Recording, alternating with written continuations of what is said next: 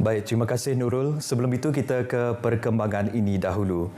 Bekas Ahli Dewan Undangan Negeri Adun Katibas, Datuk Seri Ambrose Blikau Enturan, menghembuskan nafas terakhir hari ini pada usia 70 tahun.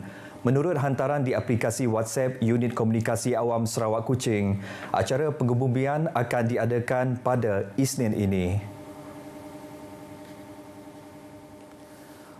Upacara sembahyang dan penghormatan terakhir akan diadakan hari ini dan esok di kediaman mendiang di Lot 608 Jalan Kendandi, Lorong 8, Tabuan Dusun di Kuching pada pukul 8 malam.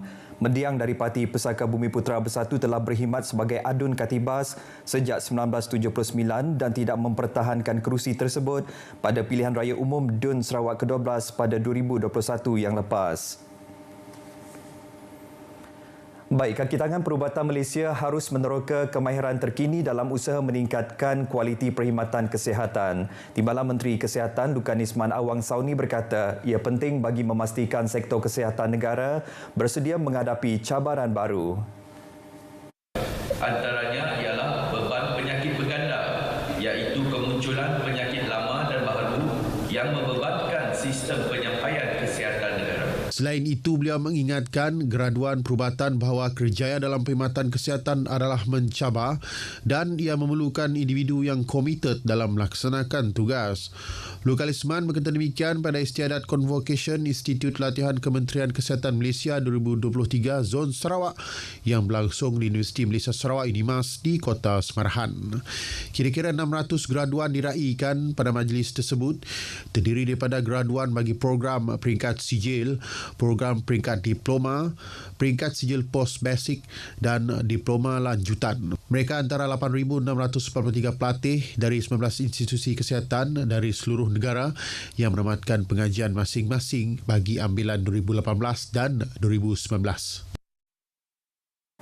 Anggota polis terutama yang baru menamatkan latihan kepolisan diingatkan untuk sentiasa menjaga sasiah, integriti dan disiplin sama ada semasa bertugas atau di luar waktu bertugas.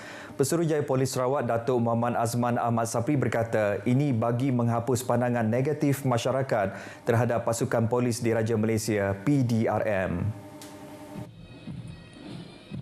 Tegasnya, personaliti terbaik dan profesionalisme dalam tugas sebagai anggota polis perlu dipamerkan setiap masa bagi memastikan rakyat mendapat perkhidmatan yang terbaik daripada PDRM. Anggota tegasnya mesti berkelakuan mengikut peraturan dan undang-undang selain menghindar diri daripada terlibat dalam gejala negatif agar imej pasukan sentiasa terpelihara.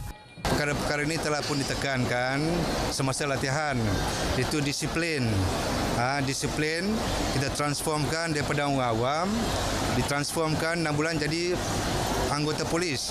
Jadi mestilah memperhatikan disiplin kerana mereka membawa imej PDRM semasa bertugas ataupun di luar tugas. Masih lagi sebagai pegawai dan anggota polis yang kena mengekalkan disiplin pada setiap masa.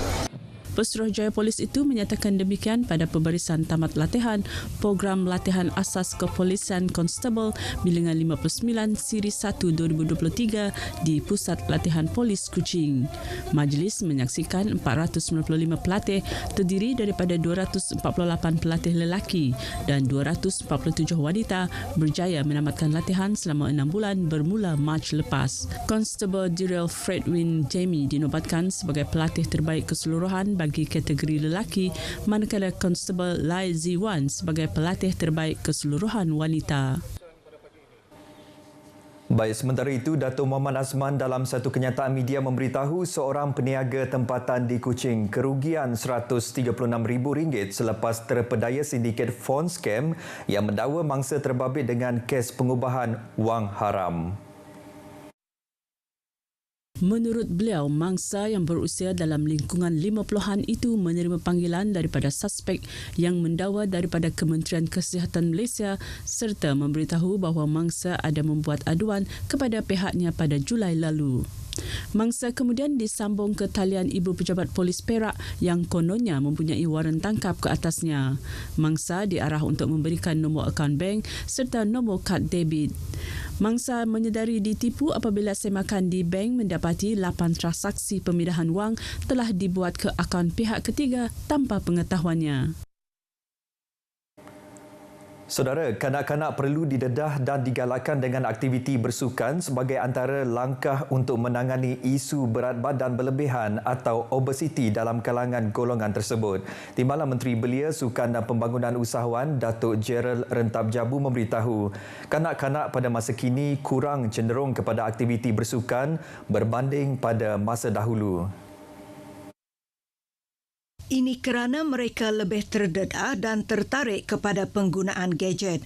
Menurut beliau, pendidikan berkaitan gaya pemakanan kepada penjaga dan ibu bapa juga penting bagi memberi kesedaran kepada mereka tentang pemakanan yang menyumbang kepada obesiti. Ini juga boleh membantu mereka melaksanakan pengawalan pemakanan anak-anak. Datuk Gerald bercakap kepada pemberita selepas merasmikan program Jelajah Fit Malaysia peringkat negeri Sarawak di Kuching. Beliau dalam pada itu berkata kementeriannya berhasrat bekerjasama dengan pihak berkuasa tempatan untuk menjadikan kawasan awam digunakan bagi tujuan pelbagai program atau aktiviti kecergasan. Mengambil contoh di Kuching, Taman Sahabat dan Taman Budaya merupakan lokasi sesuai untuk digunakan bagi program atau aktiviti seperti fun ride atau family walk. Katanya ia sekaligus menggalakkan masyarakat membudayakan sukan dalam kehidupan seharian. Sementara itu, Datuk Gerald berkata lebih 8,000 peserta dijangka menyertai pelbagai aktiviti bersempena program Jelajah Fit Malaysia peringkat negeri Sarawak di Kuching sepanjang hari ini. Katanya pelbagai aktiviti diadakan seperti fun ride, fun run, family walk, cabaran lompat tali, pertandingan aerobaton dan pertandingan gusti lengan. Datuk Gerald memberitahu urutan untuk sukan atau sport massage merupakan aktiviti yang paling mendapat sambutan dengan lebih 1,000 pendaftaran telah diterima. Program Jelajah Fit Malaysia peringkat negeri Sarawak merupakan anjuran Kementerian Belia dan Sukan bertujuan untuk membudayakan sukan dalam kalangan masyarakat khususnya di Sarawak. Ia merupakan kesinambungan kepada siri jelajah yang telah dan akan diadakan di seluruh negara. Baik saudara, perkongsian itu tadi mengakhiri berita dari Sarawak. Salam Malaysia Madani. Kita kembali bersama Nurul di Angkasa Puri untuk berita seterusnya. Nurul, silakan. Bumawen, terima kasih atas perincangan itu.